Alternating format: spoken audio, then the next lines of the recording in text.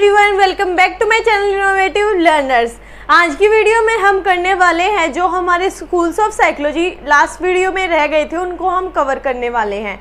सो आइए एक एक करके देखते हैं स्कूल्स ऑफ साइकोलॉजी को। So first school of psychology है हमारा मनोविश्लेषणवाद।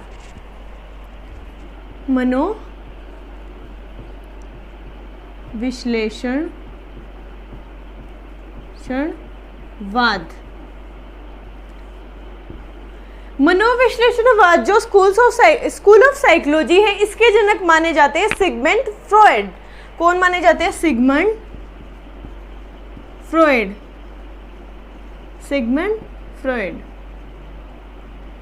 ठीक है। सिगमंड फ्रॉयड जो थे वो क्या थे? साइको एनालिटिकल जो स्कूल था उसके फादर कहे जाते हैं सिगमंड फ्रॉयड। ये कहाँ के थे? वीना के। तो ज़्यादातर जो इस स्कूल में जो साइकोलॉजिस्ट एंड फिलोसफर आते हैं वो होंगे वीना कंट्री से। ये सारे किससे बिलोंग करते हैं? वीना कंट्री से। ठीक है। इन्होंने क्या बताया कि हमारा जो अचेतन मन है वो हमारे जो भी हमें कन्फ्लिक्ट्स होते हैं, जो भी हमारे मन में टेंशन, तनाव, डिप्रेशन होते हैं, उसका कारण हमारा अचेतन मन है।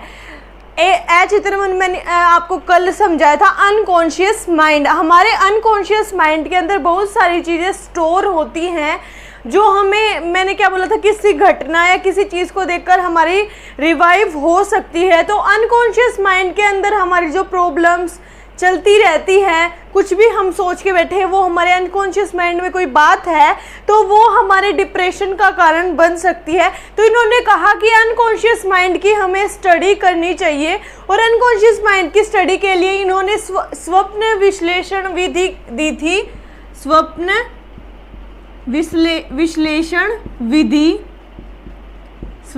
विश्लेषण विधि यानी ड्रीम एनालिटिकल थ्योरी। और एक दी थी इन्होंने मुक्त शब्द साहचर्य थ्योरी।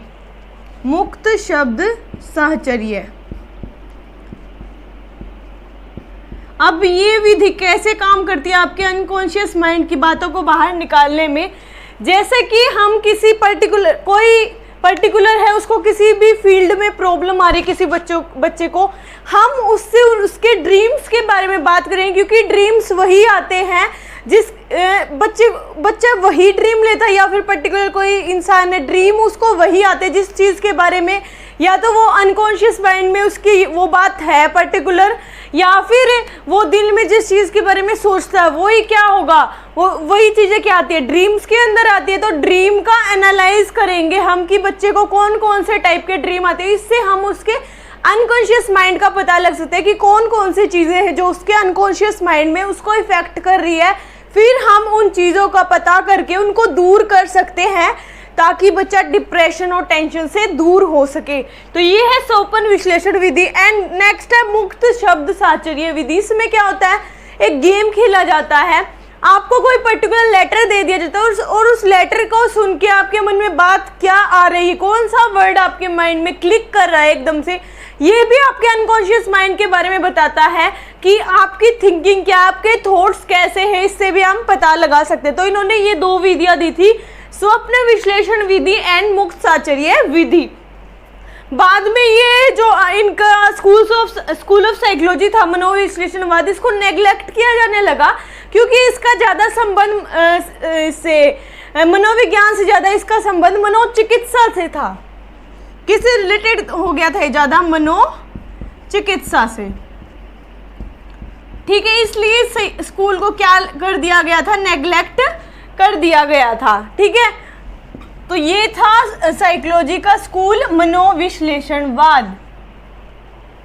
नेक्स्ट जो हमारा स्कूल ऑफ साइकोलॉजी है वो मानवतावाद। स्कूल ऑफ साइकोलॉजी क्या मानता है? वो मानता है कि साइकोलॉजी की स्टडी हमें मानव को ध्यान में रखते हुए करनी चाहिए। ये कौन सा स्कूल था? मानवतावाद स्कूल। और इसके प्रमुख प्रवर्तक माने जाते हैं अब्राहम मैस्लो। इन्होंने क्या माना ह्यूमन बीइंग को ऐसा ही कुछ नहीं माना कि ह्यूमन बीइंग कुछ भी नहीं, इन्होंने माना कि ह्यूमन बीइंग क्या है, एक समर्थ जीवधारी है जो अपनी एबिलिटीज, अपनी इंटेलेक्ट का यूज करके अपने इन्वायरमेंट में खुद को एडजस्ट करता है और उद्देश्यपूर्ण तरीके से अपने आप को कहीं भी रहने लायक बनाता। तो इन्होंने क्या माना कि मानव एक समर्थ जीवधारी, इन्होंने साइकोलॉजी की स्टडी करने के लिए मानवतावादी दृष्टिकोण को अपनाने की बात कही थी। अब्राहम मैस्लो थे, कार्ल रोजर्स थे, कार्ल रोजर्स एंड अल्पोर्ट। इन तीनों ने क्या किया, इन तीनों ने मानवतावादी दृष्टिकोण को अपनाया था और साइकोलॉजी की स्टडी इन्होंने मानवतावादी दृष्टिकोण को अपनाते हुए की थी।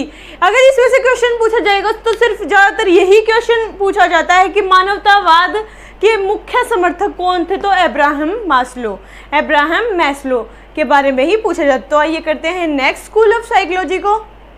नेक्स्ट जो आपका स्कूल ऑफ साइकोलॉजी है वो संज्ञानवाद। संज्ञान का मीन्स क्या होता है, आपकी नॉलेज, आपका इंटेलेक्ट, आपकी मेमोरी, आपकी याददाश्त, सब कुछ किस मेमोरी, थिंकिंग, लैंग्वेज सब आपकी किससे जुड़ी हुई होती है, आपके संज्ञान से, यानी कि आपके कॉग्निशन से रिलेटेड होती है ये सारी चीजें संज्ञान।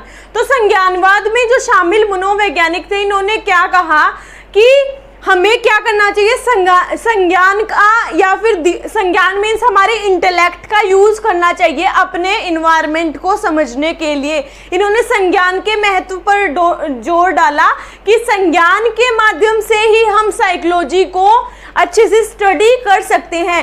इंटेलेक्ट यानी कि संज्ञान पर इन्होंने महत्वपूर्ण प्रकाश डाला था। कौन कौन से थे जो प्रमुख संज्ञानवादी थे, वो थे जीन पियाजे एंड टोलमैन। जीन पियाजे एंड टोलमैन, इन्होंने किसकी बात की थी, संज्ञान की बात की थी, समझ की बात की थी कि संज्ञान हमारे लिए बहुत ज़्यादा ज़रूरी है इन्वायरमेंट को अडेप्ट करने में and as well as psychology की स्टडी के लिए भी। इन्होंने किसकी इंपॉर्टेंस मानी थी, संज्ञान की। ठीक है, आइए करते हैं नेक्स्ट स्कूल ऑफ साइकोलॉजी को। नेक्स्ट स्कूल ऑफ साइकोलॉजी हमारा हार्विक जो स्कूल ऑफ साइकोलॉजी है, इसकी जो इस्टेब्लिशमेंट की थी वो थे sir William McDougall. Sir William McDougall ने ही इस ब्रांच की इस्टेब्लिशमेंट की थी। सर विलियम मैकडूगल इस स्कूल के इस्टेब्लिशर थे। तो इन्होंने क्या बताया, जो साइकोलॉजी है वो जीवधारियों के व्यवहार का चयनपूर्ण अध्ययन है। तो इन्होंने क्या कहा, इन्होंने सिर्फ सिलेक्टेड बिहेवियर की बात की कि जो सिलेक्टेड बिहेवियर है वो ही इम्पोर्टेंट होता है, उसी को ध्यान में रखते हुए साइकोलॉजी की स्टडी की जानी चाहिए। ठीक है, इन्होंने ये बात की थी। ये कौन थे, सर विलियम मैकडूगल। ये छोटा सा, इससे ज़्यादातर क्वेश्चन नहीं पूछा जाता, सिर्फ क्वेश्चन ये पूछा जाएगा कि हार्विक जो स्कूल ऑफ साइकोलॉजी थी इसकी स्थापना किसने की, तो इसका लिखना है सर विलियम मैकडूगल। तो यहीं तक थे आपके स्कूल्स ऑफ साइकोलॉजी, आज पूरे कंप्लीट हो चुके हैं। नेक्स्ट वीडियो में हम अलग टॉपिक करेंगे। सो यहीं तक थे आपके स्कूल्स ऑफ साइकोलॉजी। मिलते हैं नेक्स्ट वीडियो में। अगर वीडियो पसंद आई तो वीडियो को लाइक करें, साथ ही साथ फ्रेंड्स के साथ शेयर करें एंड चैनल पर नए हैं तो चैनल को सब्सक्राइब ज़रूर करिए। मिलते हैं नेक्स्ट वीडियो में। Till then bye bye.